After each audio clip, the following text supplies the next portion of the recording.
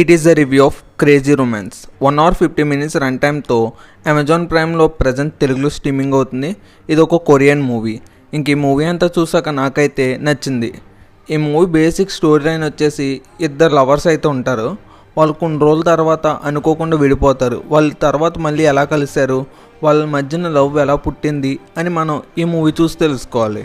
ఇంక ఈ మూవీ ఎవరైతే లవ్ చేస్తారో మంచి కామెడీ టైమింగ్తో బాగానే వెళ్ళిపోయింది.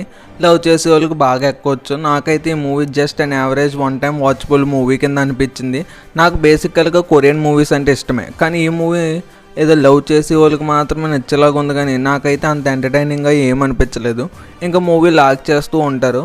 మూవీలో కొన్ని కామెడీ సీన్స్, అక్కడక్కడ వచ్చే ఇద్దరి మధ్యన రొమాన్స్ సీన్స్, ఇవన్నీ చూడడానికి బాగానే ఉన్నాయండి. ఈ మూవీని ఫ్యామిలీతో కలిసి చూడొచ్చు అంటే చూడొచ్చు. అడల్ట్ కంటెంట్ ఏం లేదు. ఈ వీడియో కానీ మీకు నచ్చితే లైక్ చేసి ఛానల్ సబ్స్క్రైబ్ చేసుకోండి. నెక్స్ట్ మీకు ఏ మూవీ రివ్యూ కావాలో కింద కామెంట్ చేయండి. ఆ మూవీ రివ్యూ చేయడానికి ట్రై చేస్తాను.